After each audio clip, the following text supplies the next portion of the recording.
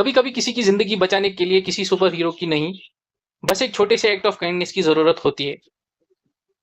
सोचिए, अगर एक पेंटिंग किसी की जान बचा दे, तो क्या वो सिर्फ एक आर्टवर्क रहेगी या एक सैक्रिफाइस की मिसाल बन जाएगी?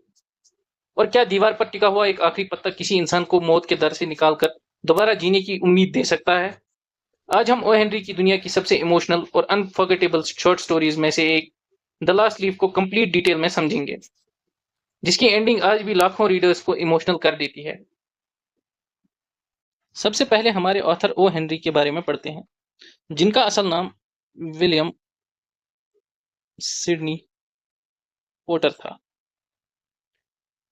जो 1862 में पैदा हुए और 1910 में उनकी मौत हो गई।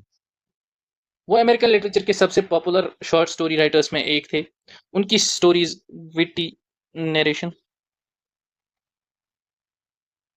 ऑर्डिनरी कैरेक्टर्स, इमोशनल डेप्थ और सरप्राइज एंडिंग्स के लिए फेमस है। आज भी उनकी स्टोरी स्कूल्स और यूनिवर्सिटीज में पढ़ाई जाती हैं। इनके कुछ फेमस वर्क्स में the last leaf, the gift of the Maggi, the ransom of red chief after 20 years और retrieved information।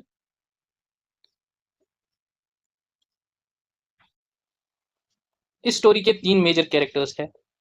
उनमें सबसे पहले है सू, जो कि एक यंग आर्टिस्ट है और वो केयरिंग, ऑप्टिमिस्टिक और सेल्फलेस है। दूसरी है जॉन सी, जो अगेन एक टैलेंटेड आर्टिस्ट है, लेकिन वो निमोनिया से सफर कर रही है। उसकी वजह से वो होपलेस हो चुकी है। अब उसको लगता है कि अब मैं जिंदा नहीं बचूंगी। तीसरा है बेरमन, जो कि एक 60 साल का आर्टिस्ट है, स्ट्रगलिंग आर्टिस्ट है, जो एक मास्टरपीस बनाने का सपना देखता है, लेकिन अभी तक उसको ज्यादा सक्सेस नहीं मिली है। बेरमन भी एक सेल्फलेस कैरेक्टर है। तो स्टोरी शुरू होती है सू और जॉन सी से, जो कि ग्रीनविच विलेज, न्यूयॉर्क में एक अपार्टमेंट शेयर करती हैं। ग्रीनविच विलेज में उस टाइम पे निमोनिया का आउटब्रेक होता है और जॉन सी निमोनिया का शिकार हो जाती है। फिजिकल इलनेस के साथ साथ वो मेंटली भी वीक हो जाती है।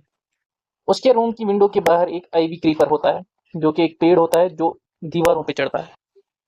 जॉन सी एक अजीब बिलीफ को डेवलप करती है कि जैसे जैसे आईवी के लीव्स गिरते जाएंगे, वैसे वैसे उसकी लाइफ भी खत्म हो जाएगी। डॉक्टर सू से कहता है कि मेडिसिन तभी असर करेंगी जब जॉन सी के अंदर जीने की इच्छा आएगी। उसकी रिकवरी उसकी विल पावर पर डिपेंड करती है। सू उसे समझाने और मोटिवेट करने की बहुत कोशिश करती है, लेकिन जॉन सी अपनी निगेटिव थिंकिंग से बाहर नहीं आ पाती। एक रात बहुत तेज स्टॉर्म और हेवी रेन आता है। सबको लगता है कि लास्ट लीफ भी गिर जाएगा, लेकिन नेक्स्ट मॉर्निंग जॉन सी देखती है कि एक लीफ अभी भी वॉल पर लगा हुआ है। वो हैरान रह जाती है। उसके अंदर एक नई सोच पैदा होती है। वो रियलाइज करती है कि अगर एक छोटा सा लीफ इतने बड़े स्टॉर्म के बाद भी टिक सकता है, तो उसे भी जीने की हिम्मत नहीं हारनी चाहिए। उसकी होप वापस आ जाती है और धीरे धीरे उसकी हेल्थ इंप्रूव होने लगती है। बाद में सू बताती है कि वो असली लीफ नहीं था। बर्मन ने स्टॉर्म वाली रात को अपनी जान की परवाह किए बिना वॉल पर एक लीफ पेंट किया था, ताकि जॉन सी की होप बनी रहे। पेंटिंग करते वक्त बर्मन खुद निमोनिया का शिकार हो जाता है और कुछ ही दिन बाद उसकी डेथ हो जाती है। आयरॉनिकली, जिस मास्टरपीस को बनाने का सपना उसने पूरी जिंदगी देखा था, वो उसने अपनी लाइफ के लास्ट मोमेंट्स में क्रिएट किया। वही पेंटेड लीफ उसका एक मास्टरपीस बन गया। स्टोरी के थीम्स डिस्कस कर लेते हैं। इनमें सबसे पहला थीम है होप। स्टोरी का सेंट्रल मैसेज यही है कि होप कभी नहीं छोड़नी चाहिए। जॉन सी की रिकवरी मेडिसिन से पहले उसकी पॉजिटिव थिंकिंग और रिन्यूड होप की वजह से शुरू होती है। दूसरा है सेक्रीफाइस। बर्मन अपनी जान रिस्क में डालकर जॉन सी की लाइफ बचाता है।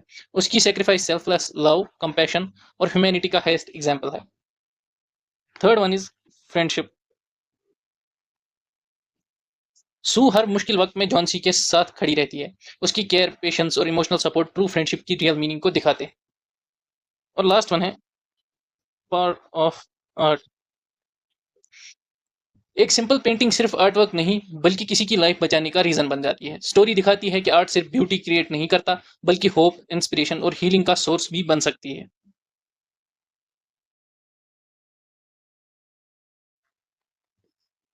स्टोरी में सिंबलिज्म का यूज हुआ है। वो कैसे कि जो हमारा द लास्ट लीफ है, ये सिंबलाइज करता है होप, करेज, डिटर्मिनेशन, फेथ,